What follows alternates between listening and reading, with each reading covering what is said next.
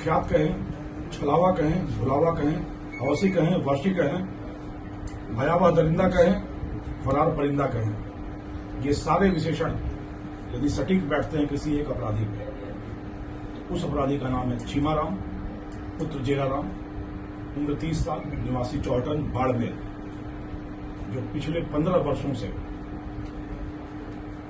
जहर के व्यापार का, नशे की तिजारत का बेताज बादशाह और स्वयंभू सरगना बन बैठा था, जिसकी गिरफ्तारी पर 1 लाख रुपए का इनाम घोषित था, जो पिछले 6 वर्षों से पूरे राज्य की पुलिस की आंखों में धूल झोंक कर अपने साम्राज्य के विस्तार में लीन था। 15 वर्षों के आपराधिक करियर में कम से कम 1.5 दर्जन मुकदमे जिस पर दर्ज हैं, मेवाड़ से लेकर मारवाड़ से लेकर मध्य प्रदेश तक नशे के कारोबारियों में जिसकी टूटी बोलती रही, जिसकी हनक सर चढ़कर बोलती रही, उस अपराधी का नाम है चीमाराम। कम से कम आधा दर्जन बार पुलिस पर फायरिंग करना, चाहे सुमेरपुर में हो, चाहे नागाना में हो, चाहे धोरीमन्ना में हो, आधा दर्जन बार पुलिस पे फायरिंग करके बच निकलने में कामयाब। एक ऐसा दुस्साहसी कर्तव्यबाज ड्राइवर जो एक बहुत बड़ा एसेट था, निधि था इन नशे के व्यापारियों के लिए। कहानी फिर वही सांचे में ढली एक ही खान से निकले हुए खोटे सिक्के। पढ़ाई में मन लगा नहीं, पर महत्वाकांक्षा हिलोरे मारती रही, दुस्साहस परवान चढ़ता रहा। 5वीं तक पढ़ाई करके छोड़ दी। आवारा घूमते पुत्र को पिता ने ट्रैक्टर चलाना सिखाया, और पुत्र के अरमान कुछ और ही थे। ट्रैक्टर से खेत कम जोतता, कलाकारी और कर्तव्य ज्यादा दिखाता। ट्रैक्टर छोड़ाकर पिता ने पानी का टैंकर चलाने में लगाया बाड़मेर। तो बाड़मेर की सड़कों पर भी टैंकर उसी खतरनाक अंदाज में कर्तव्यबाजी के साथ चलाता रहा। लोग दांतों तले उंगलियां दबाते रहे और नशे के कारोबारी अपने आंखों में उसको बसाते रहे। नजर में चढ़ा नशे के व्यापारियों के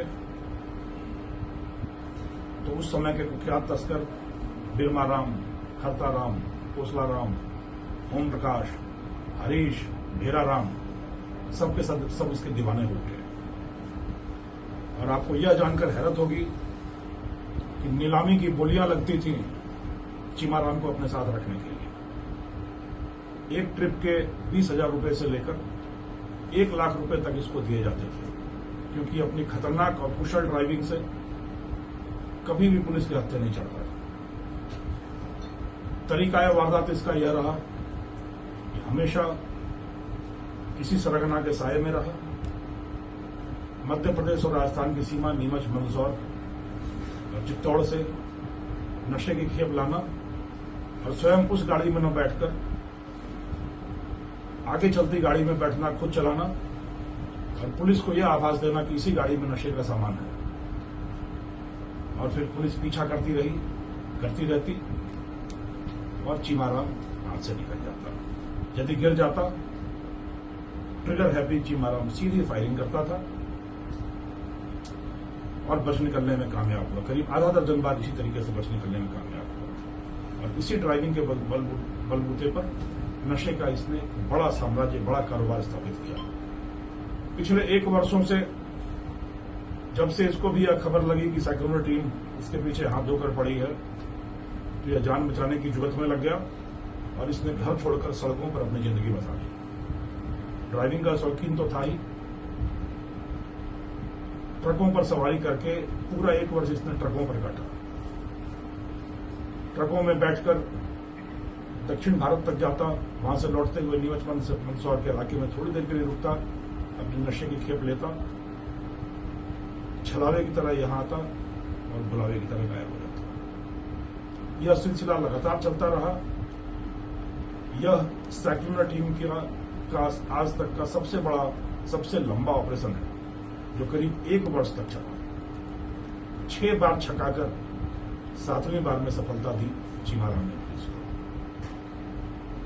गृह प्रवेश के मौके पर पुलिस वहां घेरा डालकर बैठी रही, वो नहीं आया। 3 पुत्रियों का पिता चीमाराम जब चौथी बार में पुत्र पैदा हुआ तो उम्मीद थी कि यहाँ जरूर आएगा। तो सांचौर के अस्पताल से लेकर घर तक पुलिस ने छद्म जाल बिछा रखा और वहां भी नहीं पहुंचा।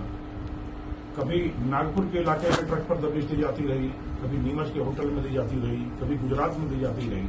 6 बार प्रयास हुआ और 6 बार यह बच निकलने में कामयाब हो गया। पकड़ने के लिए जब पटकथा बुनी गई तो हुआ कि यह सीधा सीधा तो पुलिस की पकड़ में आना संभव नहीं लगता, तो दूसरे छोर से कोशिशें शुरू हुई। नीमच मंदसौर क्षेत्र के काफी कुख्यात आपूर्तिकर्ता सप्लायर, जो कि बहुत बड़ा इनामी बदमाश है, उससे सूत्र जुड़े थे चीमाराम के और उससे संपर्क करके ही पल भर में खेप लिया करता और लेकर चला आया करता था। और जिस तरीके से ना मोबाइल ना ही कोई फोन रखता था चीमाराम, उसी तरीके से इसका सप्लायर आपूर्तिकर्ता भी नहीं रखता था, पर गुर्गे के माध्यम से हमेशा संपर्क होता था। उस गुर्गे को अपनी जाल में फंसाया सैकड़ों टीम ने। तकनीकी रूप से गुर्गे के फोन को, जिस फोन के माध्यम से आपूर्तिकर्ता तक संपर्क हुआ करता था, उस फोन को अपने तकनीकी जाल में फंसा हमने और फिर पल पल की कहानियां पुलिस तक आने लगी। जब यह सूचना आई कि बगलौर के आसपास एक ट्रक में बैठा है चीमाराम और वहां से मारवाड़ के लिए प्रस्थान कर चुका है, तो महाराष्ट्र सीमा से पीछा करना शुरू किया सक्सेना टीम ने। एक बड़ा दुरूह कार्य था उस ट्रक को की पहचान करना, चिन्हित करना जिस ट्रक में बैठा हो। मध्य प्रदेश की सीमा तक आते आते संदिग्ध ट्रक की पुष्टि होने लगी और अपने मुख्य आपूर्तिकर्ता, जिसका नाम मैं जानबूझकर गोपनीय रख रहा हूं, उस आपूर्तिकर्ता के गुर्गे से एक होटल में मिलना तय हुआ था। ट्रक से उतरकर वो होटल में उतरकर चाय पी रहा था और ट्रक कहीं दूर इंतजार कर रहा था और गुर्गे के लोग बनकर हमारी टीम वहां होटल में पहुंची और वहां पर चाय पीता चीमाराम पुलिस के हत्थे चढ़ गया, सक्सेना टीम के हत्थे चढ़ गया। अजीब सी विडंबना रही। कई बार हम लोग क्रिकेट मैचों में देखते हैं कि एक छोर से विकेट गिरते रहे और दूसरे छोर पर एक खिलाड़ी अडिग बैठा रहा, टिका रहा। कुछ ऐसी ही कहानी, फिल्मी कहानी चीमाराम की रही। 7 के सरगना बिरदाराम की सड़क दुर्घटना में मृत्यु हुई। खरताराम ने आत्महत्या कर ली। हरीश जाखड़ पुलिस मुठभेड़ में मारा गया। भेराराम, कोसलाराम मुठभेड़ में मारा गया। ओम प्रकाश जेल के हवाले हुआ। भेराराम जेल के सीटों के पीछे गया, पर अडिग, अटल, सजग, सतर्क, मुस्तैद चीमाराम पिछले 6 वर्षों से लगातार आजादी की हवा में चैन की सांसें लेता रहा और अपना साम्राज्य बदस्तूर बढ़ाता रहा।